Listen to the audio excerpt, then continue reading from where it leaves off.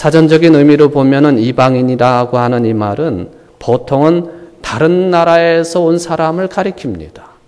그런데 우리 기독교 내에서 주로 이방인이라고 하는 단어를 사용할 때에는 유대인들이 가지고 있는 선민의식이 있는데 바로 이 선민의식에 사로잡혀 있는 유대인들이 유대인 이외의 다른 민족을 하대하면서 얕잡아 보면서 사용하게 된 용어가 바로 이방인이라고 하는 용어가 되겠습니다.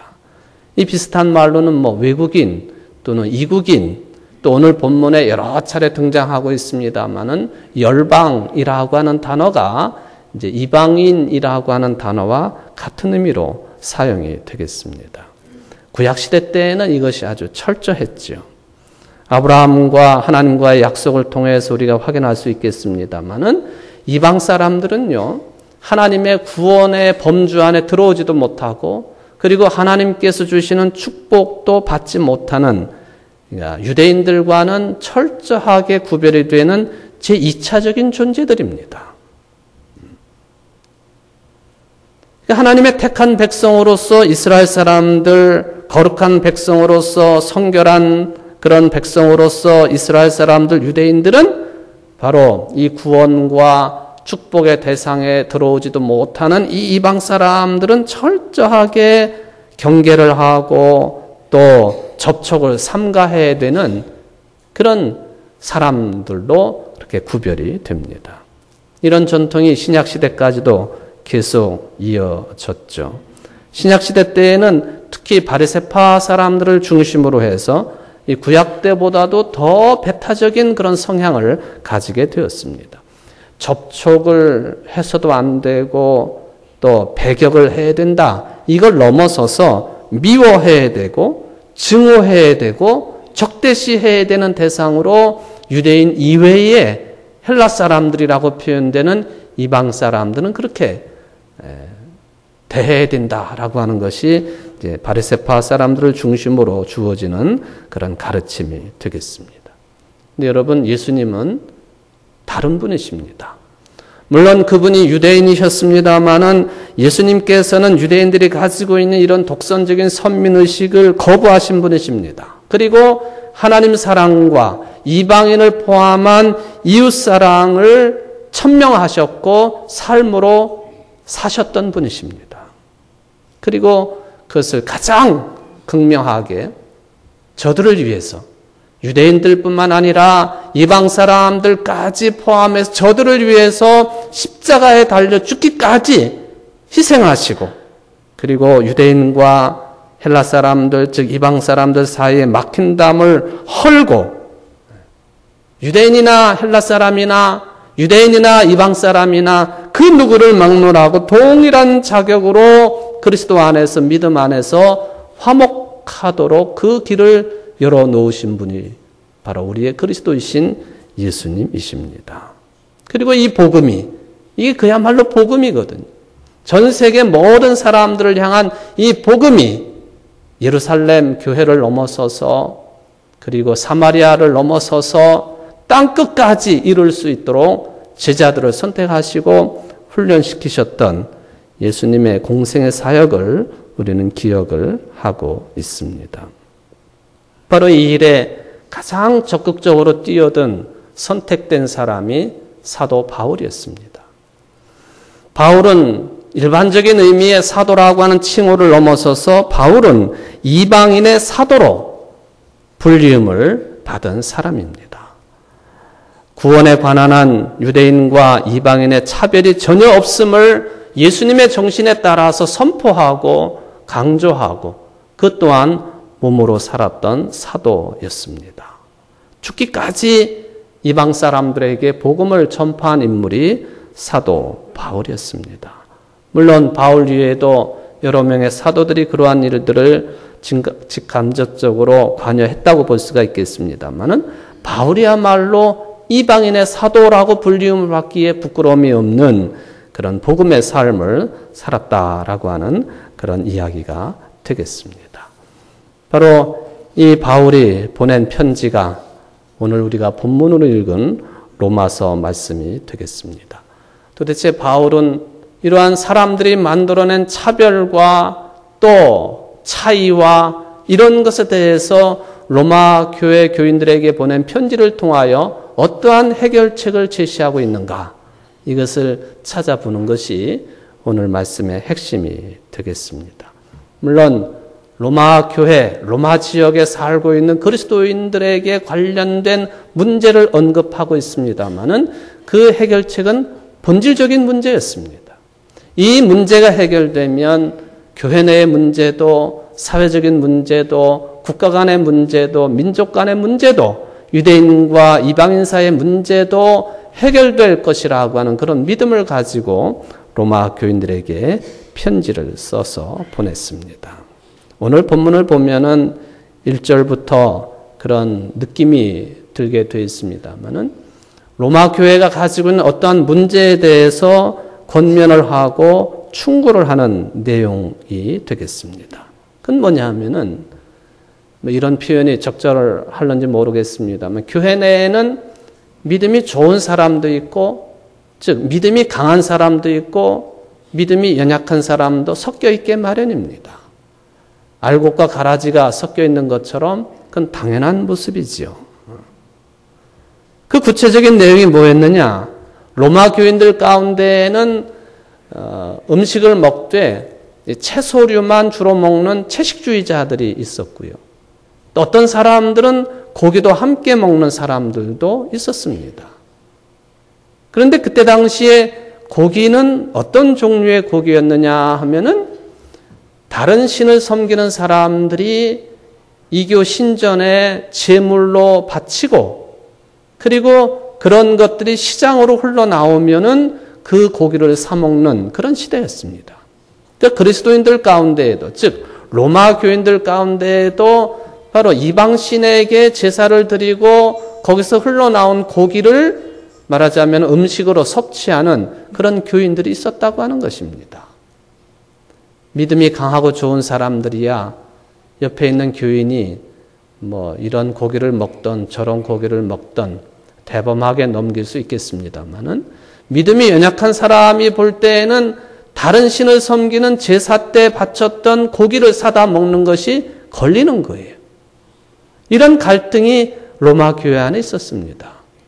이것은 로마 지역 교회뿐만 아니라 고린도 교회도 이런 문제로 심각한 내용을 겪었었다고 하는 것을 고린도 전후서를 통해서 우리는 읽게 됩니다. 뭐 똑같은 비유는 아닐 수 있겠습니다. 예를 들면은 우리가 언제부터 그런 신앙의식을 가졌느냐? 우리나라에 복음이 130년 전에 들어와서 그때부터 이런 갈등이 있었다라고 알려져 있습니다만은, 교인들 가운데 예를 들면은 술을 드시는 분이 계시고, 또 교인은 술을 먹으면 안 된다 그렇게 주장하는 분들도 계시고, 그런 갈등이나 비슷한 것입니다. 담배를 하시는 분들 계시고 안 하시는 분들 계시고, 그런 갈등과 비슷한 것이죠. 믿음이 연약한 사람이 볼 때에는 술을 드시고 담배를 피우는 그리스도인들을 볼 때 왜 저러나, 그렇게 해서는 안 되는데, 그러나 또 한편으로 보면은 그게 뭐가 문제가 되겠는가? 그게 믿음과 구원의 삶에 무슨 문제가 되겠는가? 이렇게 넘어가는 사람들도 있다 하는 것이죠. 그런데 당시의 로마 교회는 이 문제가 아주 심각해가지고 교회 공동체 근간을 흔들어 버릴 정도로 아주 큰 갈등의 요소가 되었다라고 하는 것입니다.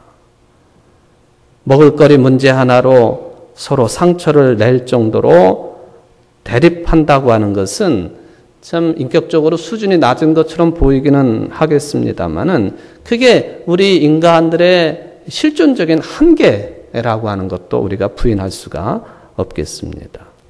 잠시 이것이 봉합되어지는 분위기도 있겠지만은 또 기회가 되면은 이 갈등이 불거지고 하는 것이죠.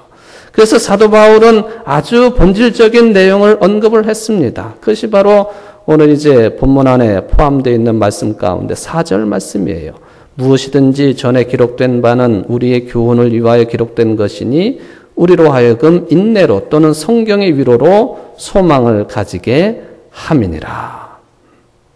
사도 바울은 우리가 인내로 소망을 가지는 것, 인내하며 희망을 가지는 것, 이게 기독교 영성의 핵심이라고 하는 것을 여기서 언급을 했습니다. 하나님이 희망의 하나님이라. 하나님이 누구시냐? 어떤 분이시냐? 하나님의 본질은 희망이시다 라고 하는 것을 분명하게 드러내주는 그런 말씀이 되겠습니다. 희망이라고 하는 말 좀 더 구체적으로 다룰 수 있다고 한다면 어떤 내용일까라고 하는 것을 생각을 해 보겠습니다. 바로 희망이 구체적으로 무엇을 의미하는지 이것을 설명하기 위해서 바울은 시편의 말씀, 이사야 선지자의 말씀, 신명기의 말씀, 오늘 본문에 보면 여러 인용 구절들이 나와 있습니다만 바로 구약 성경의 시편, 이사야, 신명기의 말씀을 인용을 합니다. 인용을 하면서 그가 계속 사용하고 있는 단어 한 가지가 있으니 그걸 집중을 해보면 열방이라고 하는 표현입니다. 열방, 여러 나라라고 하는 말이죠. 다르게 표현하면은 이방 또는 이방인이라고 표현될 수 있는 그런 용어를 계속해서 사용을 합니다. 바로 이방인들도 하나님의 백성인 유대인들과 마찬가지로 하나님께 영광을 돌리게 되는 것, 이게 바울이 말하고 있는 희망의 구체적인 내용이었습니다. 물론 쉬운 일은 아니지요. 유대인들과 이방인 사이는 적대적인 관계고 서로가 원수처럼 생각하는 그런 관계 아닙니까? 유대인들이 그 수천 년의 역사 속에서 다른 민족에 의해서 따돌림을 당했던 그런 과거사를 생각해 보면은 그럴 만도 해요. 제2차 세계대전 당시에 유대인들을 미워했던 독일인들이 이들을 얼마나 많이 죽였는지 이것이 가슴에 한으로 맺혀 있습니다. 이런 것들이 계속 반복이 되니까 자기네들 외의 이방 사람들은 도저히 용서할 수 없어요. 또한 이방인들도 마찬가지입니다. 선비임내하면서 이방인들을 무시하는 듯한 유대인들을 그냥 둘 수 없으니까 또 유대인들을 괴롭히고 핍박을 하는 그런 근거로 삼기도 했습니다. 그런데 바울 사도는 이사야 선지자의 말씀을 인용하면서 이렇게 말씀을 선포를 합니다. 이새의 줄기에 싹이 돋아 이방인들을 다스릴 분이 나타나리니 이방인들은 그분에게 희망을 걸리라.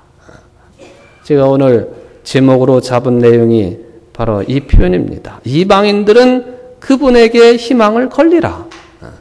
도대체 희망의 근거가 누구냐? 무엇이냐? 희망의 본질이 뭐냐?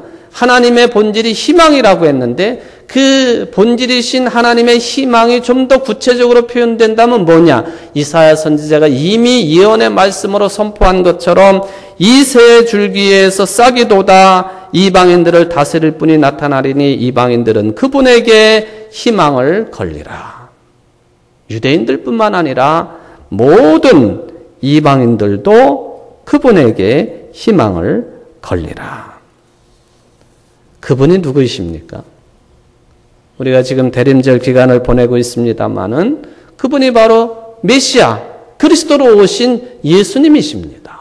이사야는 그 성취를 이루지 못하고 죽기는 했습니다마는 초대기 교인들 예수님의 복음의 말씀을 듣고 사도들의 복음의 말씀을 전해 듣고 특별히 이방인의 사도인 사도 바울로부터 복음의 말씀을 들은 고린도 교회, 에베소 교회, 골로새서 교회, 로마 교회 등등 모든 교회 교인들이 우리의 희망 한 분이시니 메시아로 오시는 그리스도 그분이시다 라고 하는 것을 선포하고 그것을 체득을 합니다. 도대체 예수님이 어떤 분이시기에 저들에게 길이요 진리요 생명으로서 유일한 희망이 되셨을까? 바로 예수님의 죽으심과 부활의 체험에 있겠습니다.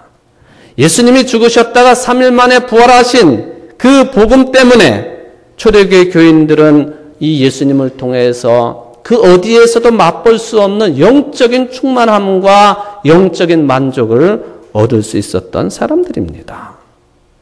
어디에서도 얻을 수 없는 그런 충만함을 그리스도의 부활을 통해서 얻은 초대교회 교인들, 그리고 저들에게 이 복음을 전하기에 이방인 사도가 되기에 부족함이 없었던 사도 바울 다 마찬가지였습니다.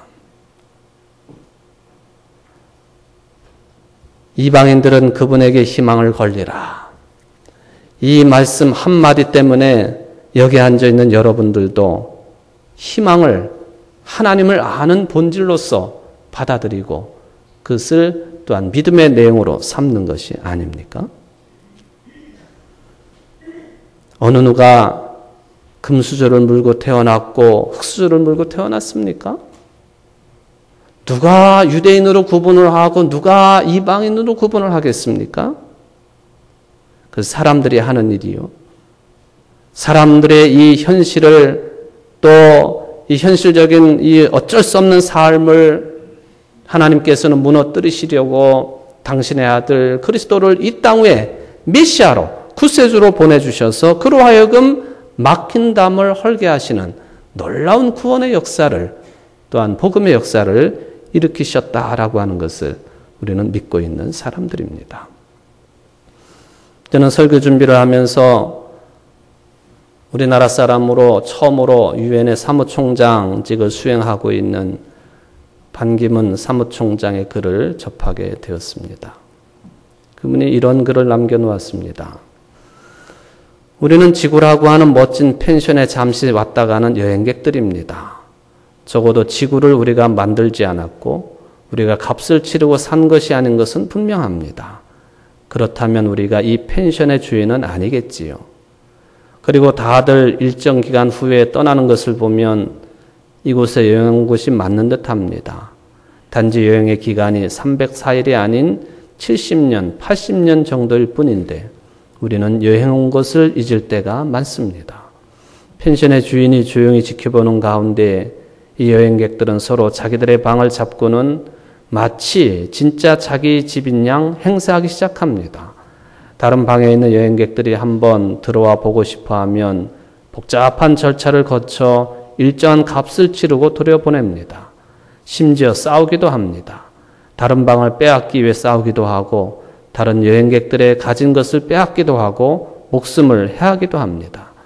우리는 펜션 주인이 제공하는 햇빛과 물, 공기와 같은 너무나 비싼 서비스를 공짜로 이용하면서 심지어는 방들도 공짜로 이용하면서 서로에게는 값을 요구합니다.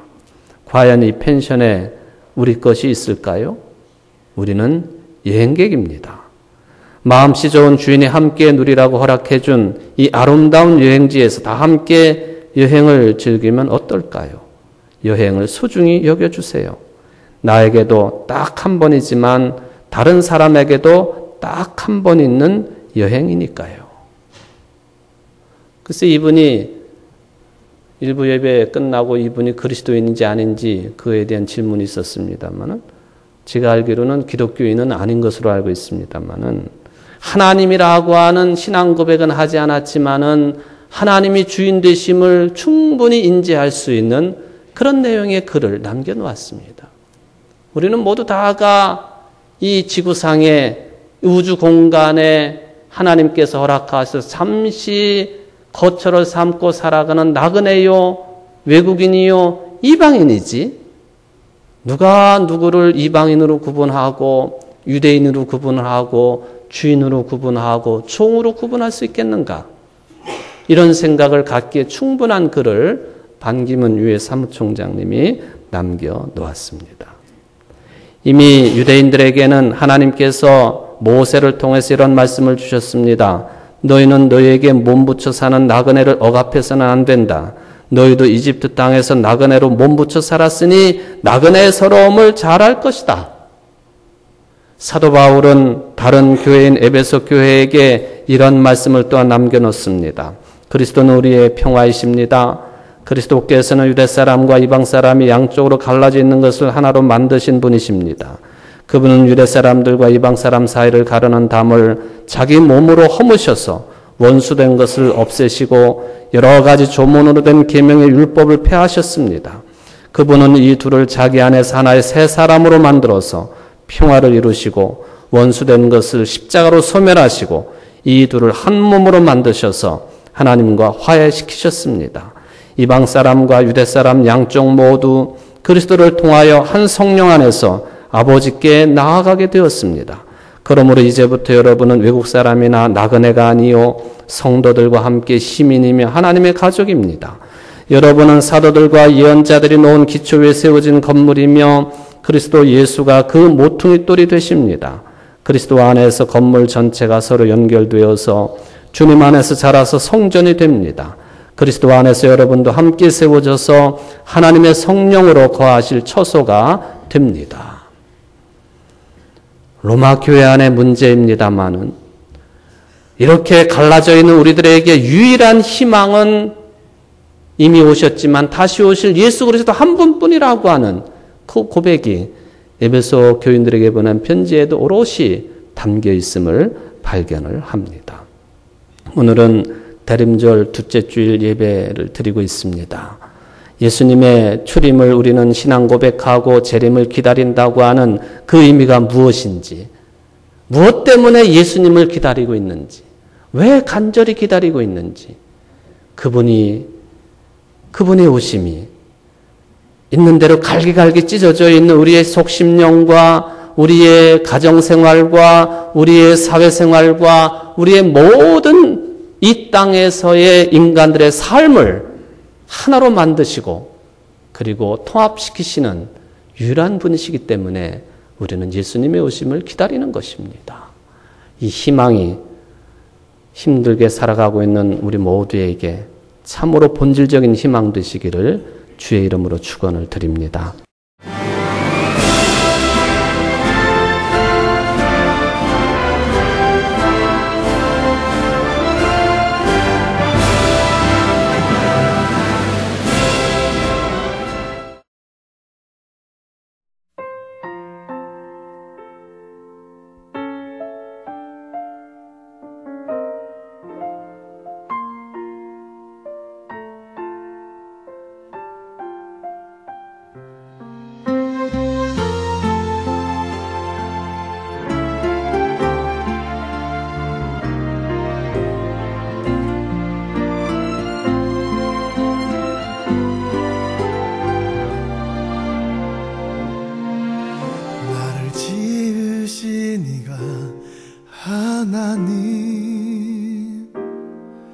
나를 부르신 이가 하나님, 나를 보내신 이도 하나님, 나의 나 된 것은 다 하나님 은혜라.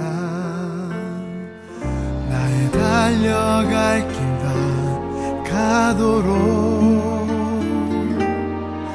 나의 마지막 곳 가도록 나로 그 십자가 품게 하시니 나의 나 된 것은 다 하나님 은혜라. 한량없는